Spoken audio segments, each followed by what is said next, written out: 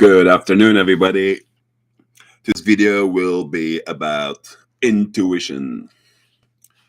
I've been wanting to cover that for a while because for most spiritual people, intuition is a big driver of their behavior. So I'm going to cover that today. My name is Aiden. The channel is called Remind Us. I am trying to remind our souls that we are not just here for the everyday life. We came here to do other things as well, including growing ourselves. So today's topic for intuition, I want to cover that because I think many people, as they go throughout their life, especially people that don't feel spiritually inclined, you might often get a sudden strange feeling, and before you know it, your thoughts take over that feeling. What do I mean by that? You might find a sudden urge to go a direction without having any particular reason why you suddenly feel like you need to be in a different direction. And if you don't give that any value, that sudden gut feeling, your thoughts will take over. Like, no, you were supposed to go do laundry. You were on your way to the store. Ignore that other feeling.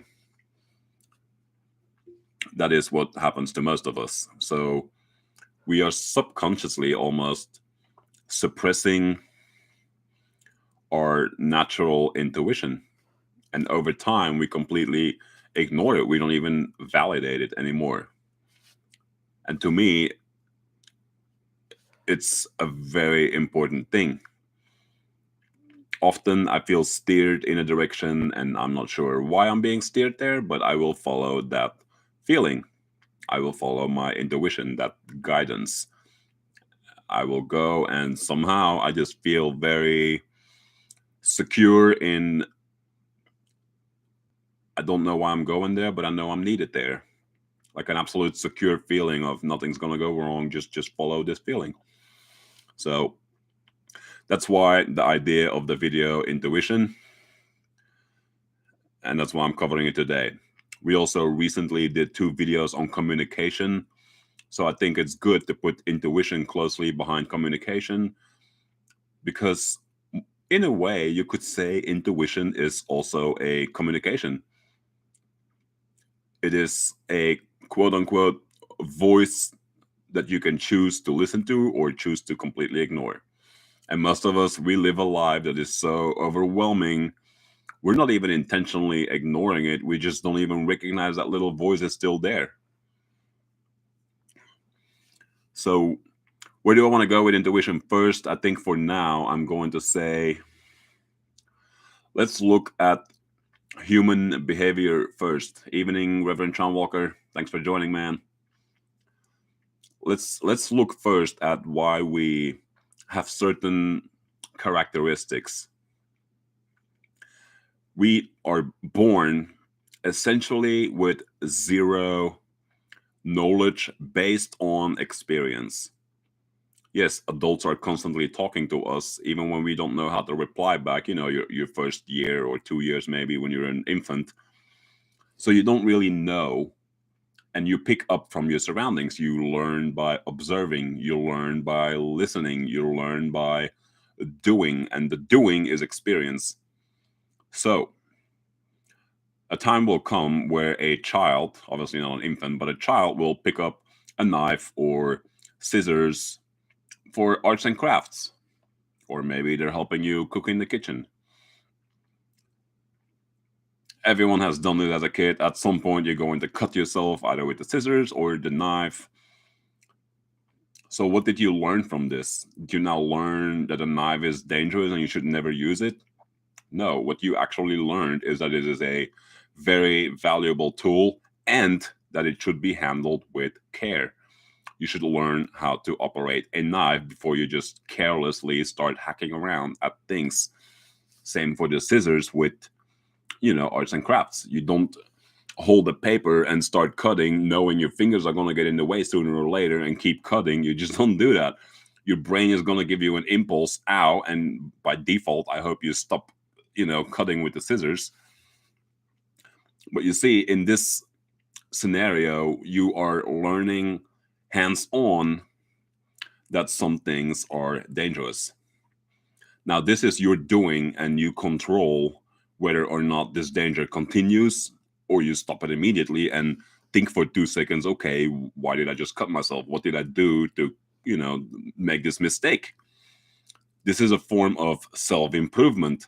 But this self improvement falls under experience. You improved because you experienced something, it was unpleasant, you recognize it as potentially dangerous, so you make adjustments.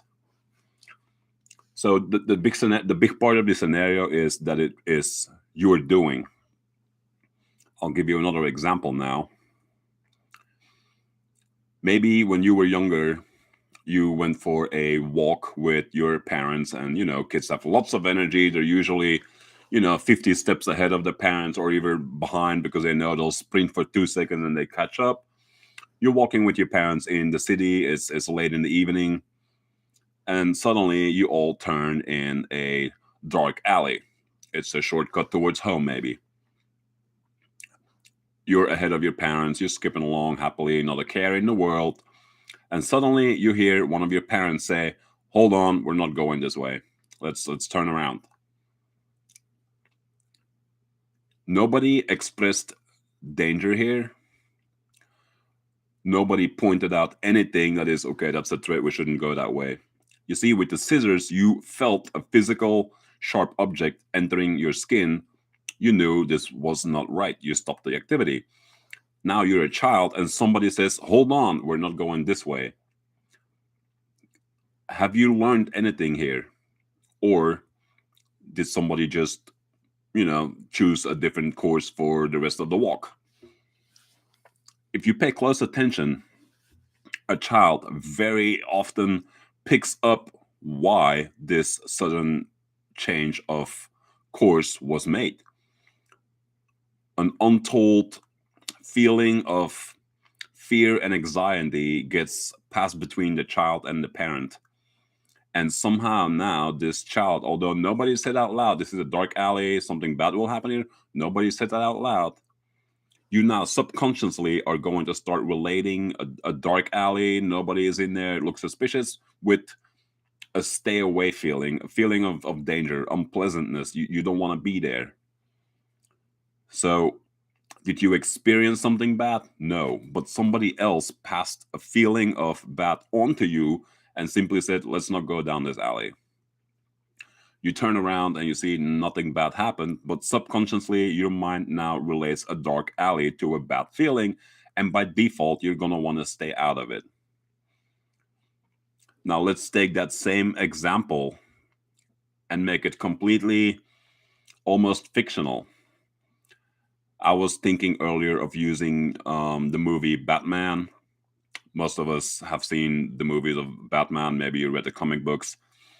But if you recall how Batman's parents died, that they don't show that in every movie, there's only one or two that show this.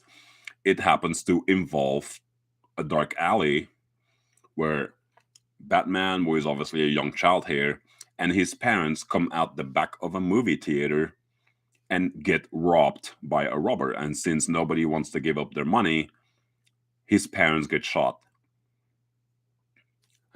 This is all fictional on a TV screen or a book, however you got this information. But you see, now nothing is happening to you. You're just observing something. Your mind somehow believes this is real, although intellectually you know this is fiction. This is television. It's, you know, it's actors doing their thing on the screen, on camera. You know this, but yet your subconscious mind cannot necessarily filter out the difference. So, what am I saying? You are now still relating a dark alley with a feeling of bad things can happen here, most likely will happen here, and I should avoid dark alleys. So you see, in the first example, you were near a dark alley in person, but there was no danger. In the second scenario, you're on the safety of your couch, but there was danger in a dark alley. You just saw it on a TV screen. That's the difference. And I'm telling you, all these little thingies, cutting your hand with scissors or a knife, or being somewhere and somebody suddenly projects a feeling of danger, bad news, let's turn a different direction, Or you watch it on TV, you're perfectly safe, and yet you feel comfortable, and yet your mind is picking up dark alleys. That's not good. Something bad happened in dark alleys. So you see, the video is about intuition, but I kind of wanted to start it first by pointing out that everything that happens in our life has a direct influence to the rest of our lives. Everything that I've explained so far, it's mostly you're being young, very influential.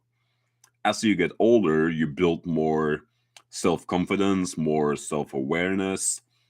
You look at life a little more different. You don't just quickly dismiss things because somebody else says that's dangerous, don't bother with that. Like me, I'm 38. If somebody says, well, don't do this, it's dangerous and stupid, I'll listen to them. I value the information, but the stronger part of me will still say, let's make up our own mind by trying this for ourselves. Of course, I'm not saying, climb to the roof of your house and jump off, see what happens. No, I'm still using my logical mind. I know what's within my bounds of acceptable danger. So, you see, our brain now has some idea of danger.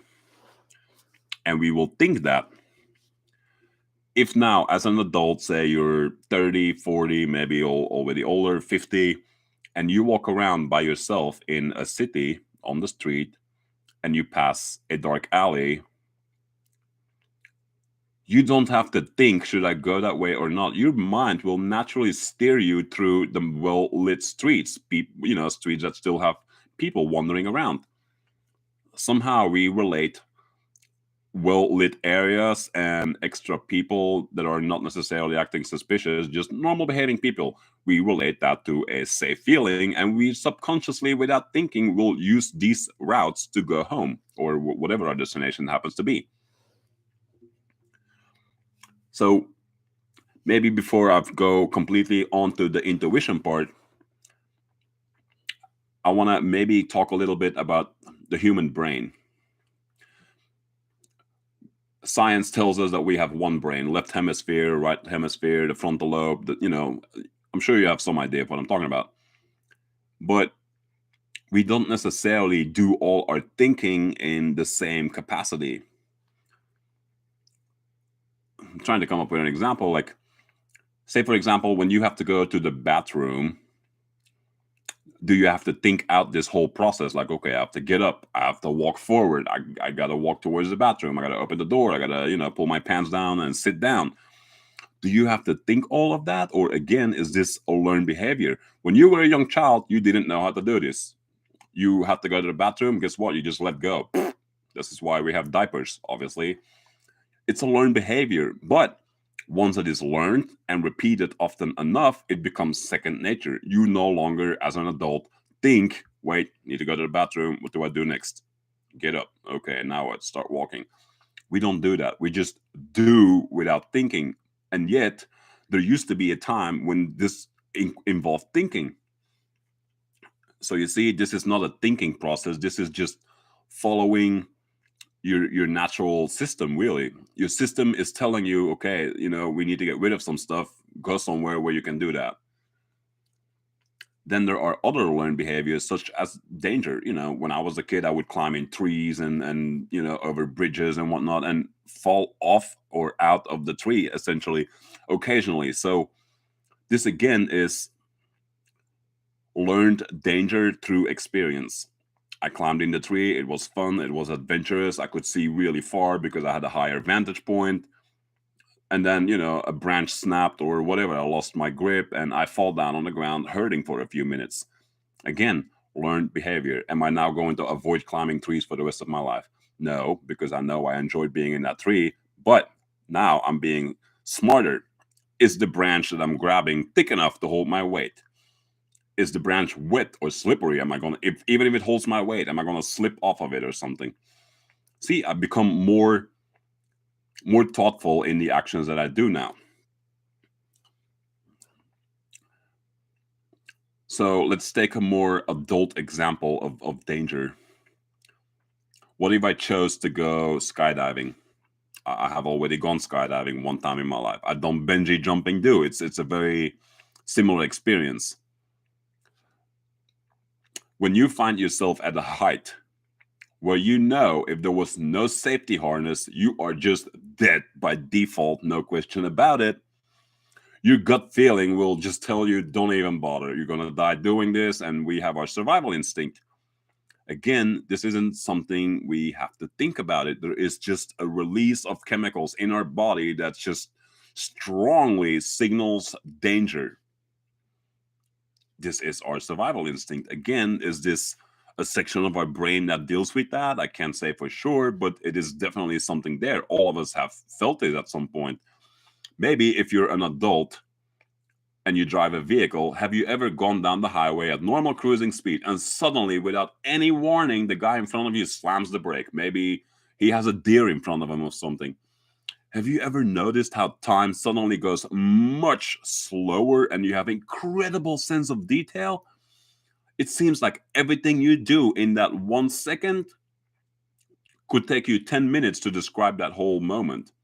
That's how much detail you are recording in this moment of utter fear and I'm going to survive this. I want to survive this. You're doing everything possible to make sure you and nobody else is getting hurt. This is another example. Until you actually experience something like that, it is very difficult to communicate that feeling across. Another sense of danger where all you are thinking is, I want to survive this. I don't want to get hurt. I don't want anybody else to get hurt. So you see, skydiving or bungee jumping is a voluntary manner of not of putting yourself in danger, but at the very least, thrill seeking. And if we're going to be honest with ourselves, most thrill seeking is a thrill because of the potential dangers. Some people love roller coasters, some people love driving well above the speed limit. Hi. But you see what I mean? It is calculated danger. And yet, there is almost nothing we can do to train our body out of this panic, fear, be careful, you might die. These feelings come automatically, even if I choose to do the thing that I am trying to do. So for skydiving, I'm going to slowly work my way into intuition now. For skydiving, my gut will tell me this is deadly, don't bother. My adventurous body parts are essentially saying, no, we want the adrenaline, we want this experience, we want to do this. So which one should I listen to here? My adventurous mind or my trained mind from the past that certain things are dangerous, don't bother? Obviously, I know I took the course for skydiving. There are so many little safety hoops you have to learn before they even let you put on a parachute. So once I go through that, the scale starts to tip more in, okay, this is safe. We can do this. We learned enough to feel that we know we're going to be okay. And yet, I still feel I'm going to die. So you see, not everything from our past can be overridden with logic, with you see what I mean? Like intellectual thinking, logic, obviously, is we need it, but there are just times where we kind of bypass it somewhat to have our experience without too many hoops to jump through. So how does all of this go towards intuition? Most of us go throughout the day thinking about just about anything, whatever. The dishes need done, the laundry is done, my kid is screaming, let me go check on them. The car needs new oil. We don't really listen to our body anymore. We are mostly listening to our mind. And that's not necessarily a bad thing. But since the video is about intuition, we must be talking about something else. If you ask me, intuition is never a thought. It is a feeling that isn't a learned behavior.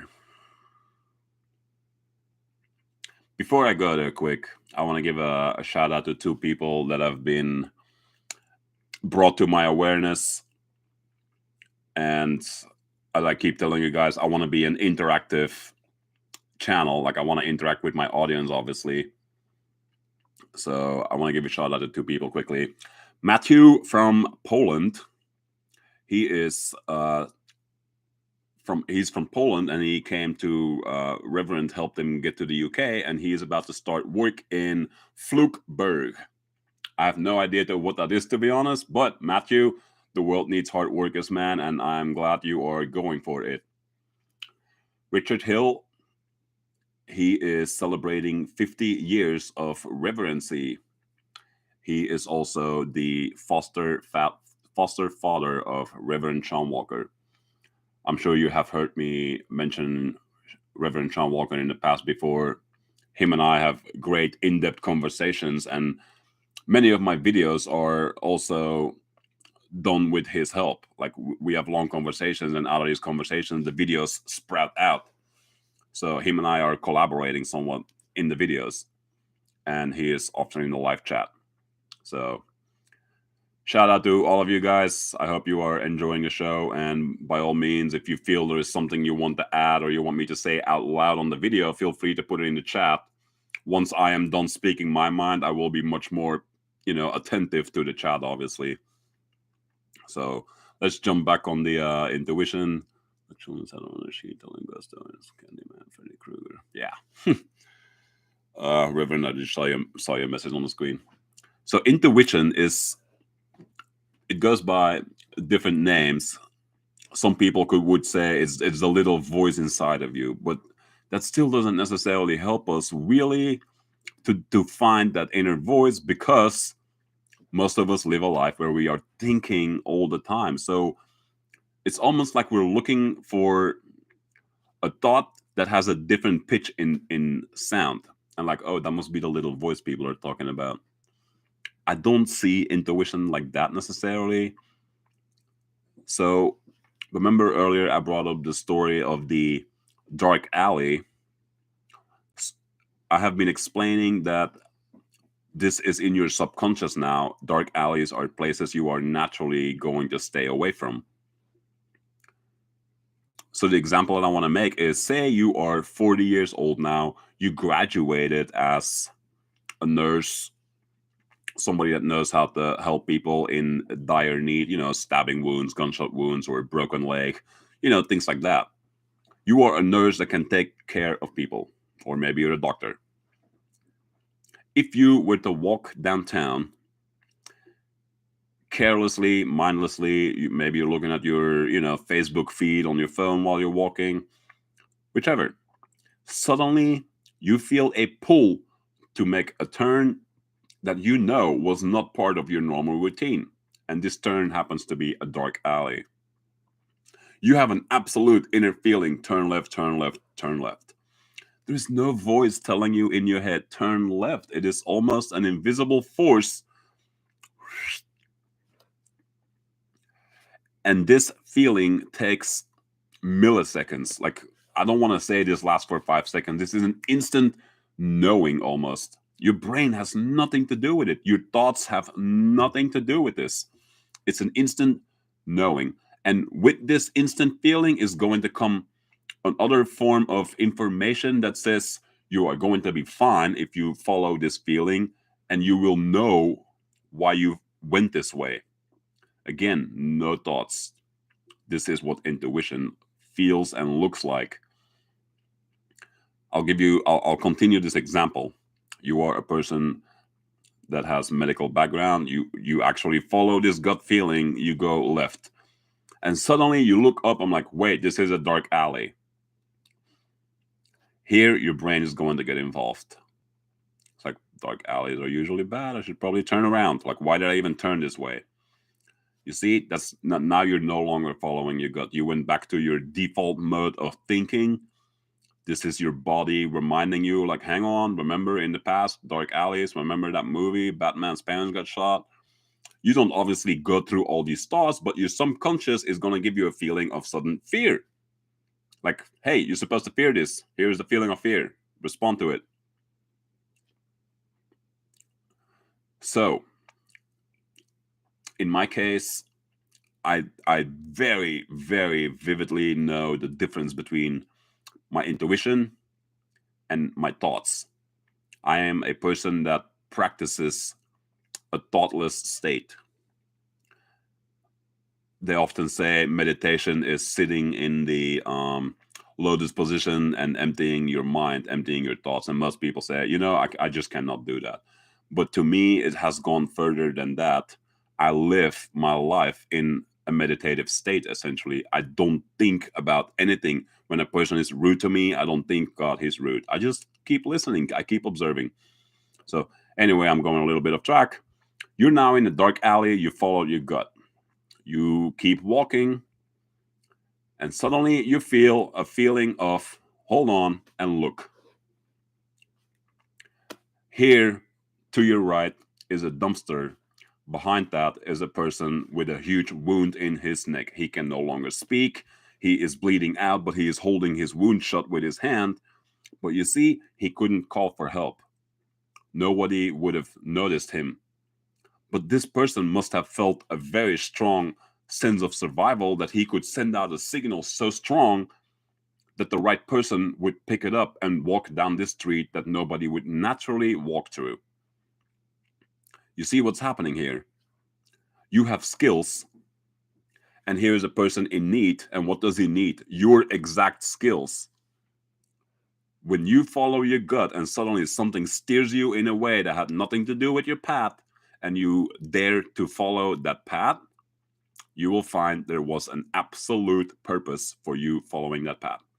And that purpose will explain itself if all you do is not become fearful, not become doubtful. Definitely don't get your mind involved here. Just take a couple of steps in the alley and you will feel right or wrong. If it is a good feeling that you keep feeling, you're on the right track. Keep walking, and the purpose of your walk will reveal itself. In this case, this man is bleeding, needs your help, dire. So you see, that is a very easy example of intuition, and I used that dark alley there because, again, our subconscious will link many things in our life with a feeling of stay away, a feeling of danger. So the what I want to do is maybe try and give some other examples, because this is a very obvious example and not all of us are walking past dark alleys all the time. But another place that I would say is your intuition is when you suddenly have I almost want to say a thought, but I'm trying very hard not to use the word thought, because intuition and thought to me are very different things. As a matter of fact, while I'm speaking of thought and intuition, let me tell you guys something. If your brain, your mind, your thinking is involved, it is highly likely that it is not your intuition. That's your intellect at work, your reasoning at work, why you should or shouldn't do things, whether it's good or bad. That's intuition doesn't work that way. Intuition is an absolute certainty that doesn't require any thinking. So for me, what I usually feel about this is intuition comes from the heart. Your survival instinct and everything else comes from anywhere but the heart. I don't subscribe to the fact that, to the idea that all our thinking happens in our brain. I actually believe it happens in our entire body and including outside of our body. Yes, I believe thought occurs here where I'm pointing my fingers right now. Most people would call that area the aura. I believe thinking happens in that field too. If that's hard to imagine for you, let's go back to the scenario I just told you. Here is somebody bleeding to death, cannot make noise, cannot call for your attention. How is it that suddenly two people draw one another to each other? There must be another form of communication going on. That was what the two last videos were about, coincidentally. Communication. So you see, the heart is not necessarily that something that we have looked at as an intelligent thing, something that produces thoughts or reasons with the reality around us. And yet, the heart does something that you cannot really express in words. And I express it as the heart feels, and it sends you a feeling of good and bad almost. Like the heart almost never gives you a feeling of fear. It's always a feeling of love. But if you learn to listen, you'll see all intuitive impulses come from that same area. It has been scientifically proven that when something happens or is about to happen, the heart responds a whole 2 seconds before your brain ever can. Mind you, our brain operates on the limits of our five senses. Our brain has to see the world, has to hear the world, has to feel the world, smell it. Like, when you smell rotten eggs, that, maybe it's a gas leak somewhere. So, could be a sense of danger linked to the smell of rotten eggs. Who knows? But you see, our mind and our brain need time to interpret the world before it can actually come out with all the calculations and say, wait, this, okay, we know these things. Okay, we should be afraid of this, walk away. Or, you see a juicy banana laying on the counter. Again, our mind looks at this. I'm like, okay, that's food. It's sweet. I know I've tried it in the past. I like this. I want to eat this. I'm talking about it. I'm obviously needing 10 seconds to explain this, but our brain needs time to interact with the real world. Our heart does not have that time delay, it is instant. More often than not, our heart already knows something is about to happen before it is even happening. So, yes, that all falls under intuition. So, I want to try and make some examples that are more likely that it has occurred to you because, again, how often do you walk down near dark alleys, right? I live not in the countryside, but there are no alleys here. I'm outside of the city. So, even for me, this example is no good. I'll give you another one. You are going about your business in your home, whether it's taking care of chores, maybe you're reading a book, watching TV, and suddenly you have a very strong feeling of a person that you have not heard of in years or months, maybe. Someone that was close to you a long time ago. Suddenly you have a feeling. Has that ever happened to you? It happens to me quite often. So, what does it have to do with intuition? The fact that you were engaged in something totally different, like I said, you were cooking dinner, watching TV, reading a book. Suddenly, a random thought pops in your head like that, or a feeling, I should say, a feeling of a person that you had known at some point. This is also a form of intuition. And if you are brave enough, because to most people, this will be a stupid thing. If you're brave enough and you know exactly who you just thought of, I challenge you, send that person a text message. If possible, give them a call. This is how your intuition becomes louder and louder. You don't even have to tell them what just happened. Like, hey, I just thought about you and I'm just trying to make sure you're fine. Just text them, hey, how have you been? Haven't heard from you in a while, or call them with similar words. 9 out of 10 times you're going to notice that person has a story to tell you that was for you. And yet, your intuitive side triggered this whole event. For all you know, you would have waved this off and continued reading your book. This is one way that we actually lose this connection with our intuition. We wave it up like, that was a silly thought. Let's get back to my book. Let's continue doing dishes. We don't even validate that stuff half the time, like silly thought. No, we just continue on with what we're doing.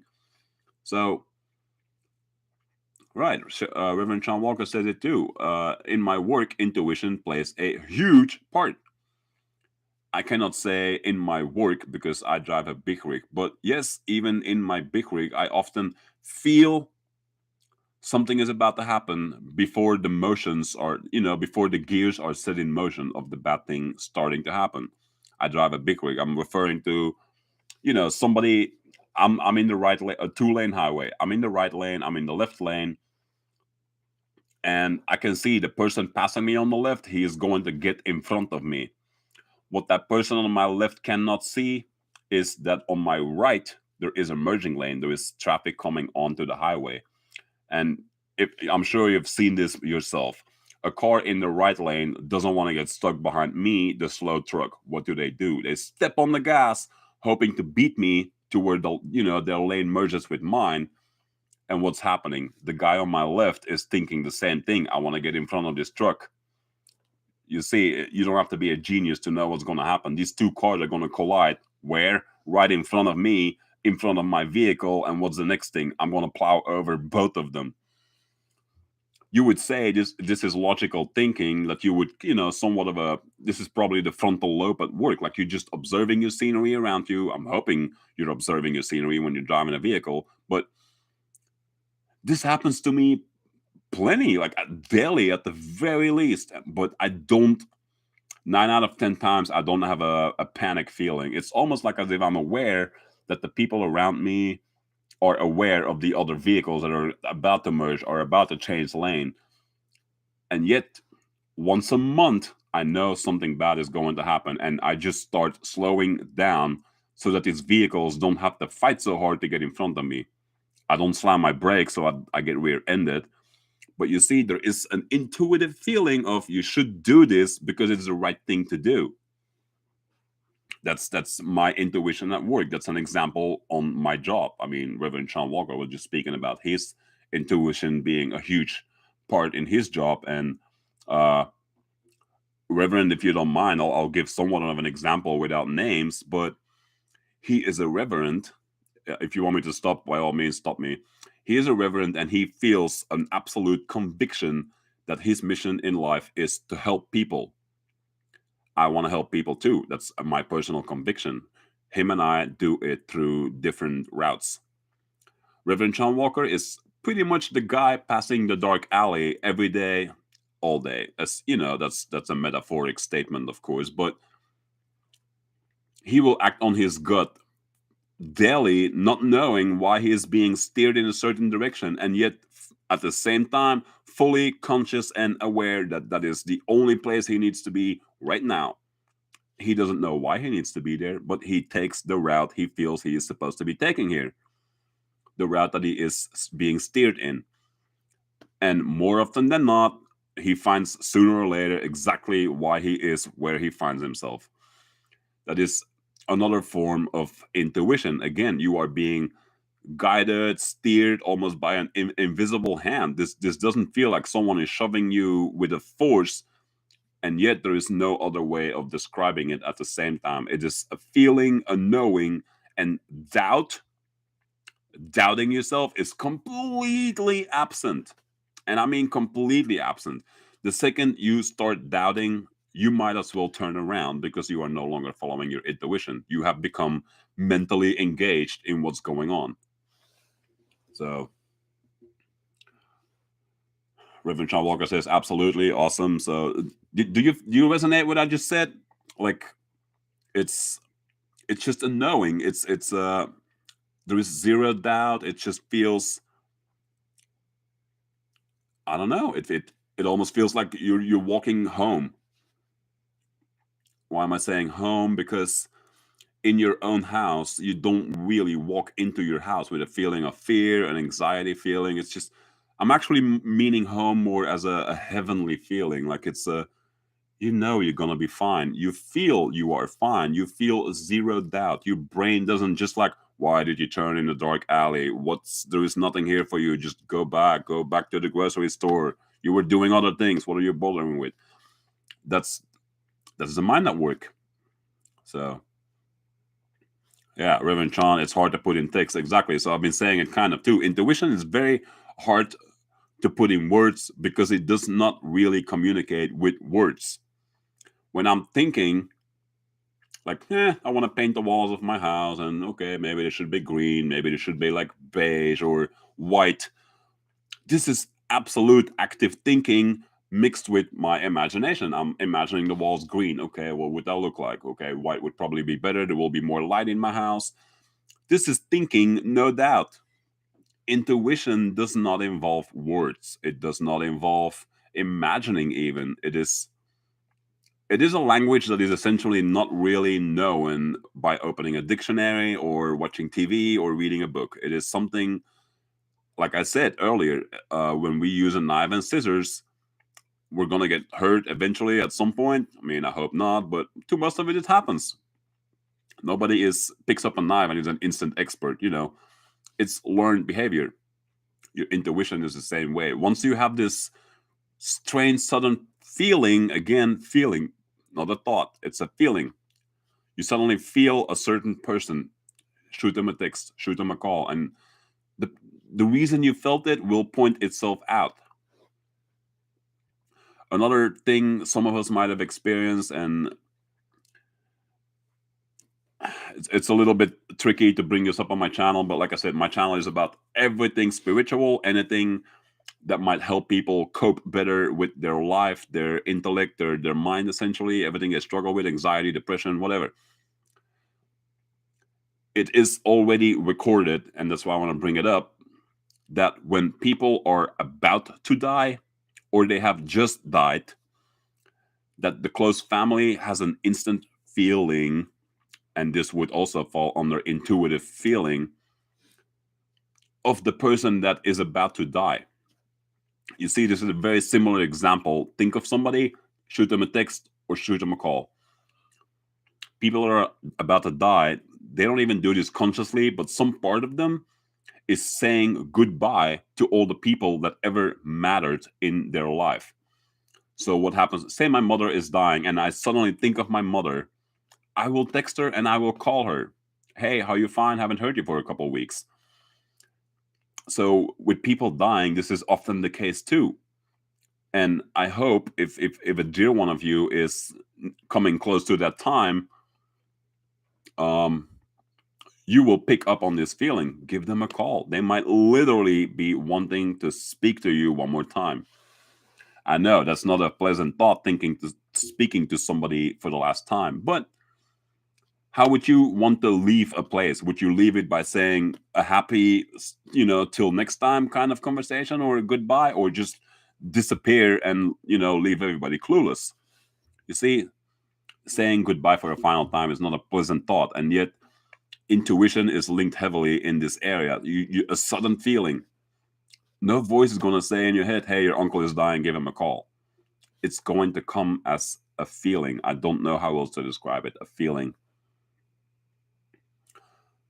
So, Reverend Sean Walker says, possibly a dimension thing. More and more people are now tuning into this reality, though it's observed as a shadow life mind.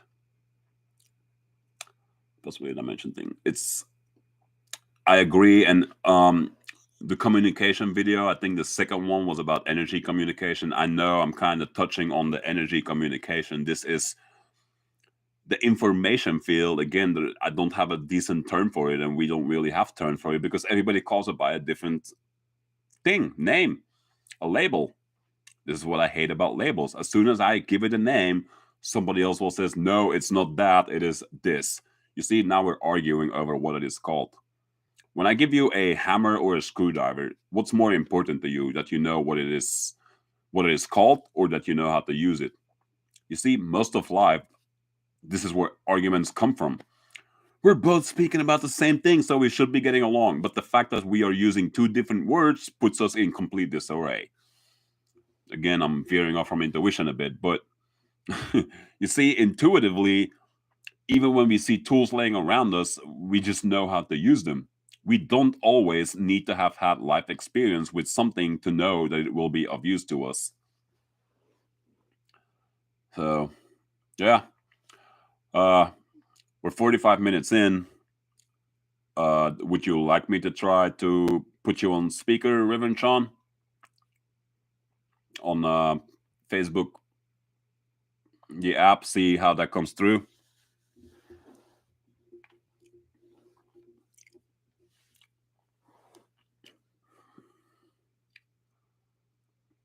Okay.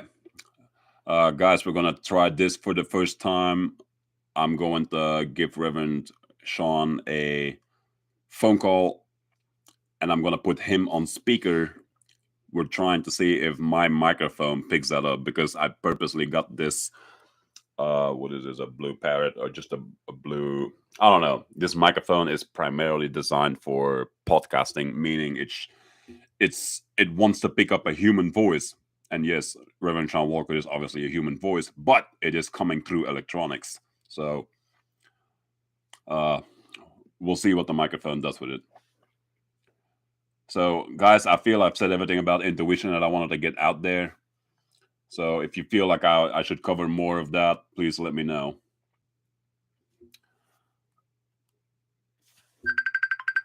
Boink.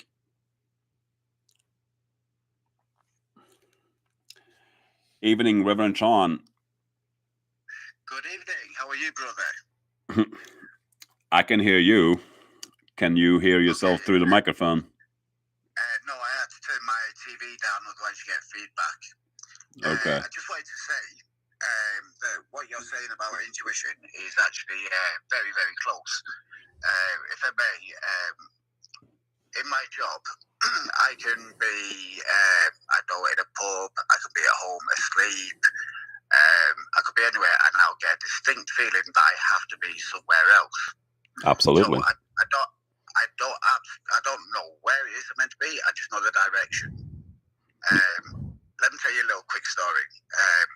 I went out after getting one of these feelings, and I went to Barrow Town Centre, and we've got a monument there, and I knew that I had to be there. Now, it was about 2 o'clock in the morning. There's still a couple of people about, so it could have been any one of those people that needed assistance. Right. But intuition told me which one. So I let a few people walk past me, and then I got a strong feeling that the next person that I saw was the person I was meant to talk to.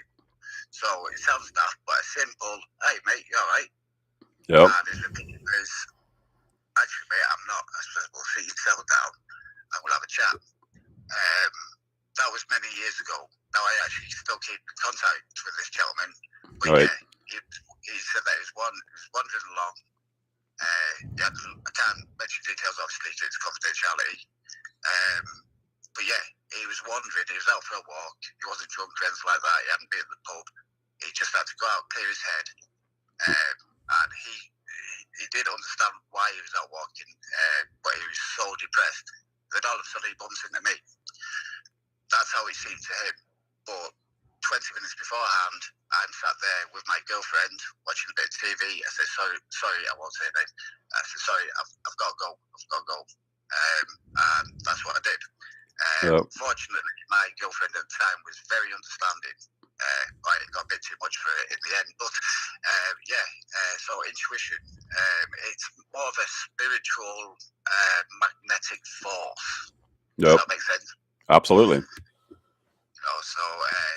By the way, thank you for mentioning Richard Hill earlier. Obviously, a very important man in my life. Right. Now, what you were saying about children earlier on, between the ages of 3 and 6 is where a child will develop the main part of his personality. So I believe that it was Richard Hill. I spent a couple of years with him from when I was 3 till about 6. So I believe that it was actually Richard Hill, Right. Reverend Richard Hill. I think it was his influence that actually got me into my line of work. So I'd like to thank you for mentioning him. And Richard, if you're watching, thank you very, very much. You don't know what it means to me. Yeah, you're welcome, brother. Yeah, so I hope this phone call actually works over YouTube. We'll find out when we watch it back. But I'll let you carry on. Matthew, if you're still watching, I'll see you in the pub in about 3 hours. All right. Right, so Yeah, I got like 2 more things I want to cover. But thanks to your phone call, I got 2 more ideas quickly that I want to throw in the video, and then I'm going to see if the chat wants to cover something particular. Okay, right, thank you very much. And viewers, thank you for watching. You are appreciated. And take blessings from me. Love you guys. Bye. Bye, Reverend. Talk to you later.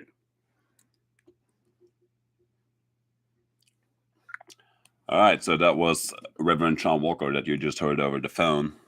As I just said, we have never tried that before, so this was an attempt, and he just said it on the phone in case the audio quality was bad. We wanted to know if that sound comes through the microphone good enough, until I figure out in the future how to do a two-way video call essentially and record it as one video, because my video editing skills are literally non-existent. I keep telling people I'm computer stupid. I mean, I know I'm talking things into existence. It's not really that. I just like things. Click, it's on. Click, it's off. I don't want to have to click on 20, 30 different options, like, the lighting, the sound quality. Do you want to add echo to your voice or all of? I don't want all these weird options. I just want to click record, do what I want to do, which is talking, and recording, post it. That's how ideally this would go for me. And until we get there somehow, sometime, this is the way I'm doing my things. Anyway, back to the video. Reverend Sean Walker just mentioned something I had not covered, but is equally falling under intuition. He was saying when he is asleep, surely all of us have slept, but when you are asleep, you are essentially unconscious. What do I mean by unconscious?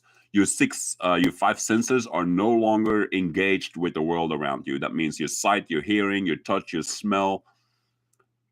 Like, even if there was a fire in the room and it is smoking heavily, when you're awake, you're going to recognize the smell again. A feeling of danger gets triggered and you know it's time to run or find the source of the problem. And if there is still time to do something about it, needless to say, grab a fire extinguisher and do something.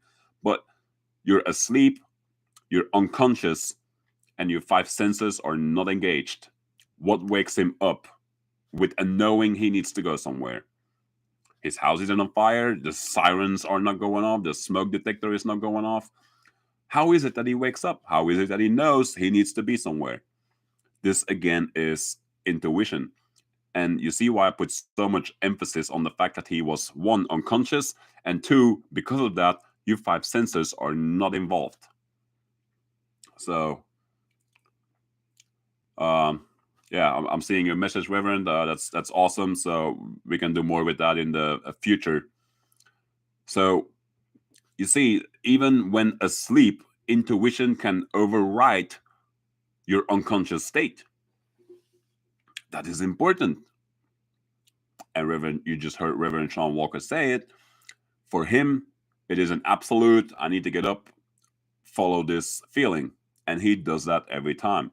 So do I, until it starts messing with my sleep hours. Like, say I need to be up for work and I'm already exhausted. I drive a big rig. I can't just get on the road with not enough sleep. So for me, the intuition, the way Sean Walker is explaining it, I will follow it when there is a time lot that is safe for me. But I listen to it very heavily too.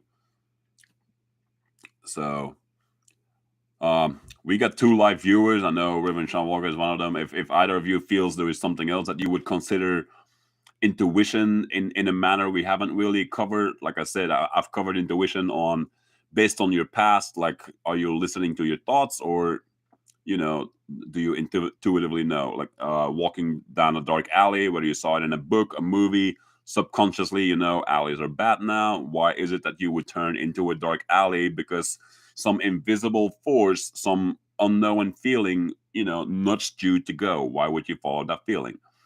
So you see, I've covered it in 3 different ways, I think, that is easily recognizable as intuition.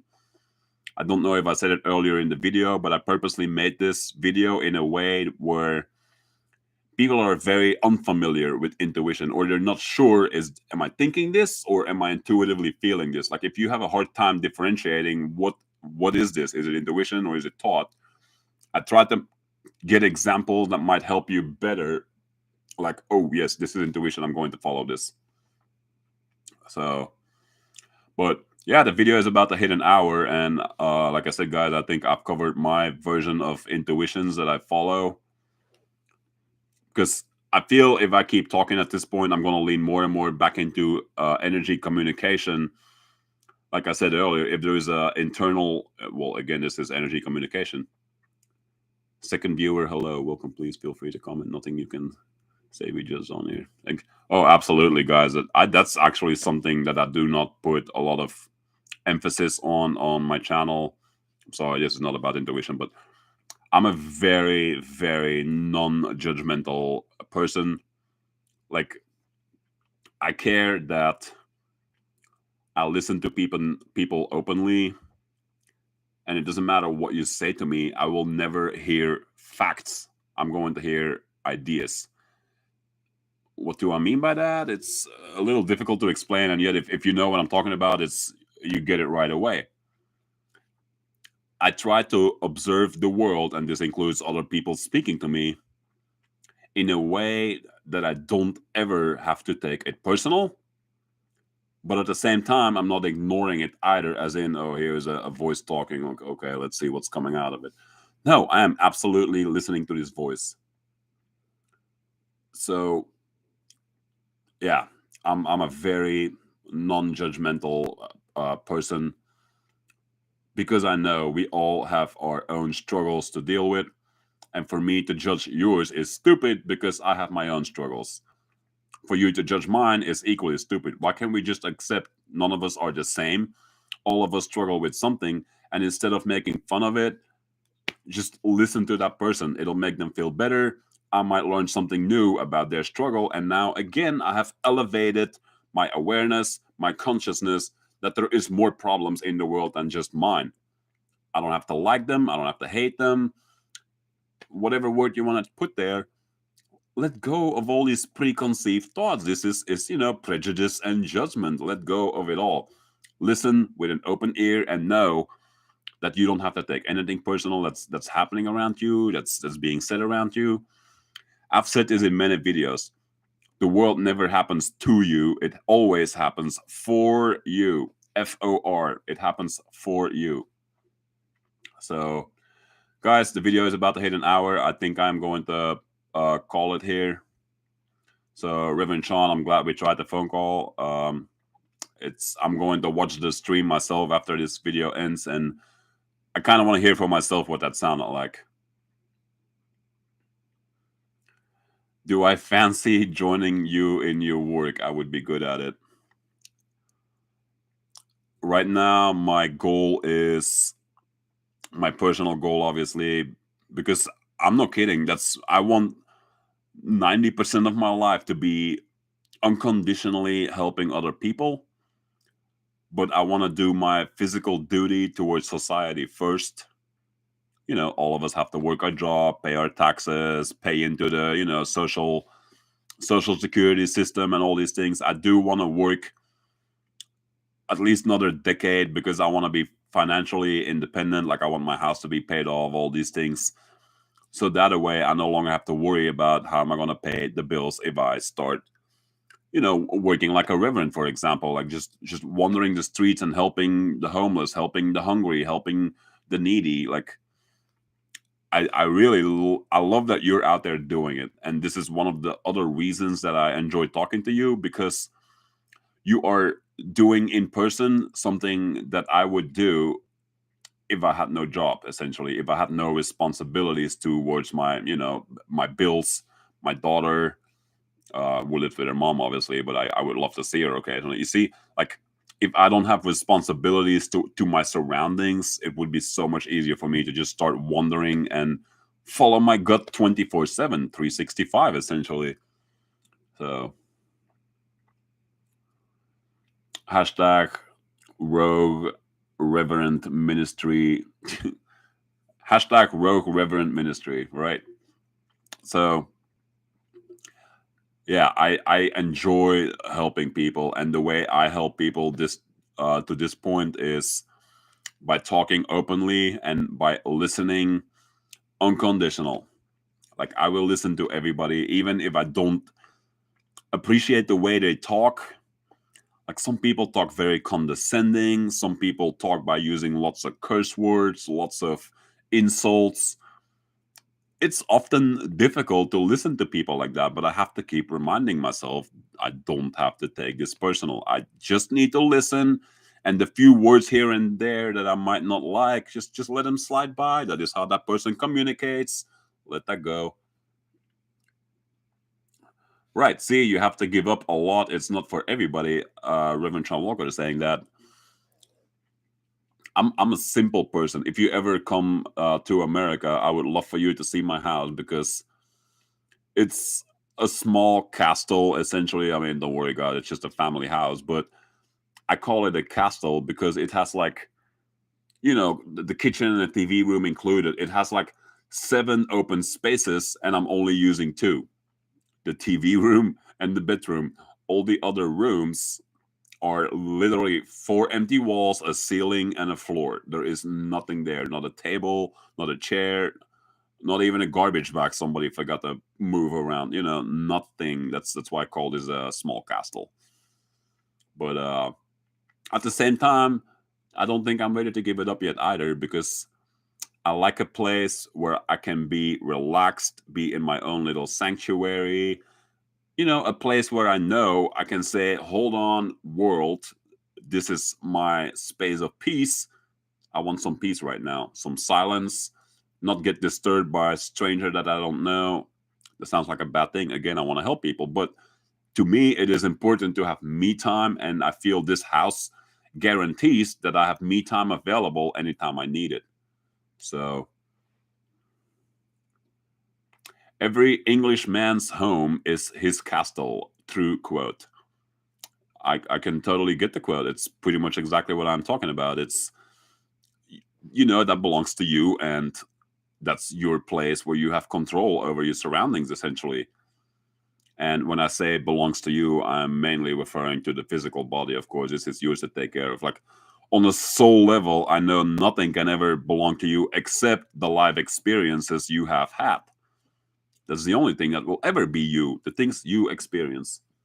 So, yep, every Englishman's home is his castle. There you go. Well, this is my home. This is my castle. And you, Reverend Sean Walker, are absolutely invited if you make it to the United States soon. So, I actually would love for you to see my backyard because it's an extremely relaxing place to me. I could sit there probably for a week on my chair with a cigarette in my hand and not move a muscle. I'm not going to put that up as a challenge to myself, but I somehow have no doubt I could do that. Maybe a meditation of some sort. I don't know, but all right, guys. I'm gonna end the video here. This was the information I had to share on intuition, and I hope to see you all in the next video. Please subscribe. Please comment. End of the year, hopefully, brother.